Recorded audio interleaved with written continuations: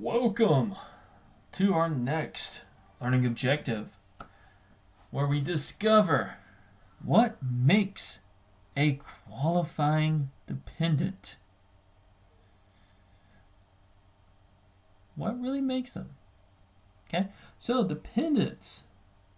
Prior to our good old-fashioned TCJA, again, Tax Cut and Jobs Act of 2017, exemptions could be taken for self, spouse, and any dependents. But sadly, those exemptions are no longer available. However, dependents are still important for credits and head of household status. Yes. So, a dependent can qualify as either a qualifying child or a qualified relative. Now, to be a qualified child, the dependency is allowed when 6 tests are met. Okay, so they have to meet these 6 tests. First one, of course, should be the easiest, and that's the relationship test. Child has to be the taxpayer's child, stepchild, adopted child, or sibling, half or step sibling, or a descendant of any of these. Okay. So, it can be your grandchild, your stepchild, grandchild, adopted child, grandchild, great-grandchild. Again, it has to be a descendant of one of them. Your nephews, your nieces, so forth and so on. Foster child may also qualify. Yeah, depending if they pass the other test. Taxpayer must be older than the child unless the child is permanently disabled. So, usually you have to be, again, the oldest unless we have a child that is disabled. Alright, next test, the domicile test.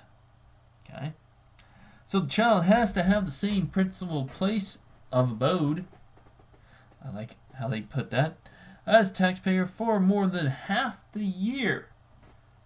Basically, they gotta be at the same place, living in the same place as you for half the year. So basically, again, notice how we already pulled that 50% of support. There you go, about 50% of the support, more than. Okay. Next is the age test. This is what sometimes gets people. Child has to be under the age of 19. Okay, so basically 18 and under. Or a full-time student under the age of 24. So basically 23 and under. And must be at least enrolled at least 5 months of the year. Okay, that's their definition of full-time student. Doesn't matter how many classes you have to be at least enrolled in the college 5 months of the year. Neat little thing there. Okay, so that's 3. What's the other 3? We have the joint return test. Child does not file a joint return with a spouse unless return is filed merely to claim a refund. Okay. Mostly, it is very rare that's just there to claim a refund. And when we talk about that, is that you're basically just claiming because you only had like one job out of 2, and you just want what you paid in federal income tax. Most of the time, it will not qualify if you're actually filing a joint return with a spouse. And again, most of that spouse has to be almost a dependent of yours as well, kind of thing. You're providing all their support. So it's very hard to do that if they're actually filing jointly. Okay. Next, we have the good old citizenship. Why can't I say it? Citizenship test. Oh, sometimes words do just give me. Yeah. Anyway, child is a U.S. citizen, a resident of the United States, Canada, or Mexico, okay, or an alien child adopted by and living with a U.S. citizen. Okay? And when we talk about alien, basically, this could be a child from China or any other country, but they're adopted by and living with the U.S. citizen. So, this qualifies for a lot. We just have to check the box, make sure. And then last but not least is the good old self-support test. Okay? Child who provides more than half his or her own support cannot be claimed as the dependent of someone else. They would have to file their own tax return. Again, you must actually provide over half of their support to claim them. Now, funds received by students as scholarships are excluded from the support test. So any financial aid, you can kick that out because basically it's exempt. Okay? Alright. That was fun. There's some tests, but wait, there's more. What if the child meets the dependency requirement for more than one taxpayer?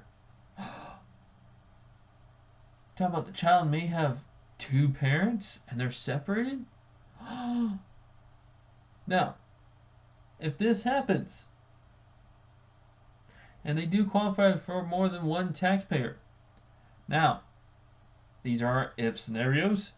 If one of the parties is a parent, he or she can claim the child. But only one could if they're separated. Now, if they both try, the IRS will flash up that the Social Security number has already been used and the other parent cannot. Now, if both parties are parents, then the parent with whom the child resides longest can claim the child. If not ascertainable, basically they can't determine that, the parent with the highest AGI may claim the child. Now, if no parents are involved, the person with the highest AGI may claim the child. So if we have no parents, dang, almost made me think of Annie for some reason. Anyway, if parents are legally separated or divorced, okay, person with whom the child resides more than 6 months may claim the child. However, dependency can shift if the custodial parent signs Form 8332 and the form is attached to the non-custodial parent's tax return. Basically, is this if you agree that the other person can claim the child, then you need to sign the form if you are the one that can claim the child. And again, if it's not discernible, parent with the highest AGI may claim the child. But again, if there's a legal thing of how you want whoever to claim, I will always suggest have that in writing, have it notarized. This is who gets to claim the child. Makes sense, right? Alright. So they just happen to drop a discussion right here. So again, you know the drill, and we'll see what you think. But Owen is 12 years old. He lives in the same house with his mother, Leigh, and his aunt, Christina. Ooh. Under the circumstances, would Christina be able to claim Owen as a dependent? Why might Leah, and Christina want Christina to claim Owen? What are your thoughts about this? Go ahead and pause, write them down, see what your thoughts are. Okay.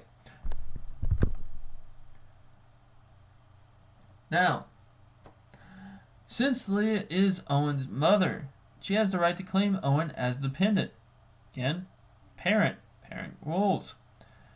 The tie-breaking rules are not necessary if the taxpayer who can claim the dependent does not claim the dependent. Hence, Christina can claim Owen as dependent if Lee does not claim him. Simple as that. If I don't want to claim my child and he is living with an aunt, the aunt then is able to claim. Now, depending on the income of each woman, it actually may be financially advantage for Christina rather than Lee to claim Owen as dependent in order to lower their total tax burden. This is true. This is called tax strategy. So we'll both look at the scenario for both Christina and Lee and see which one should claim the child. This is why they go to an accountant. Okay? Basically, a tax person, an EA, or a CPA, depending which way you want to go. Okay? So that's actually good. That probably made you think a little bit. Why would they want to claim? Alright. Now, qualified relative.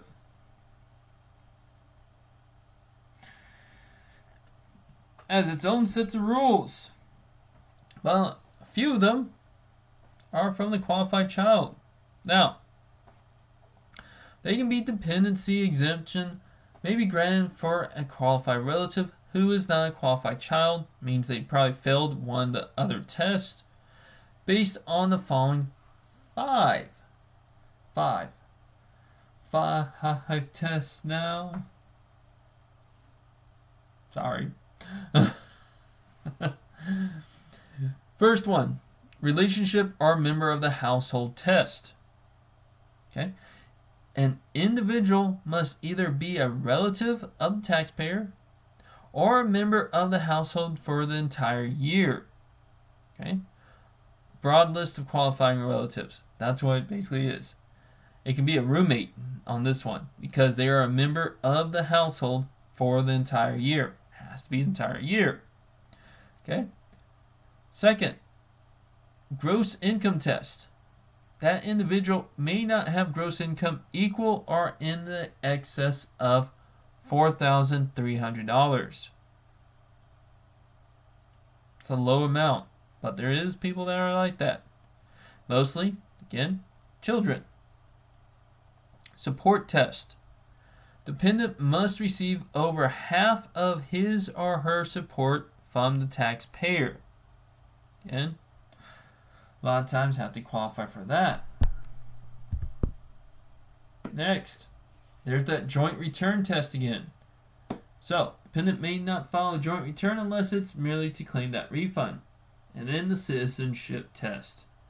Child is a U.S. citizen. I like how it goes child again. Okay. A resident of the United States, Canada, or Mexico, or an alien child adopted by and living with a U.S. citizen. Basically, if the individual is a U.S. citizen, so forth and so on. Now, a taxpayer's child who does not meet qualified child test may meet qualified relative test. Which one did it kind of leave out a little bit here? Well, if you look back, it's the age test. You know that? And they changed up the domicile. But, changed up a few, but that age test is kind of missing. So it means if they didn't qualify for being under 19, so they're over 19 and not a full-time student, then we can claim them as a dependent, as a qualified relative.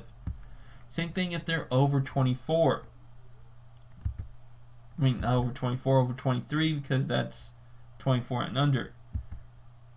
Sounds like a show on MTV. I don't know why. Alright. Back to here. Alright. So, that's the key. Make sure you pass all 5 tests. Now, credits for dependents. This is what everybody loves and can change. Again, these can be changed a little bit more as we move forward. Deductions for personal exemptions are not permitted from 2018 through 2025, but there are still significant tax credits that are available. And when we talk about a tax credit that differs from a tax deduction, because both those are terms, sometimes people do kind of mix them together. No, they're two separate things. Now, when we talk about tax deduction, serves to lower the taxable income of the taxpayer, while a tax credit is a dollar for dollar reduction of tax liability. Thus, a credit is generally more advantage than a deduction. And we have the child tax credit, we have the additional child care credit. There's quite a few for our credits. So we really like to qualify for credits more than we want a deduction at times. Now, we're not going to dive too deep into tax credits right now since it's only chapter 1. So we're going to table this and bring it back for good old-fashioned chapter 7. Okay. So we're going to actually close this out on qualified dependents. Again, we're going to be talking more as we move forward. We want to give you the basics and make sure you understand which of the tests qualify for child or relative. Okay? I will see you for the next exciting video.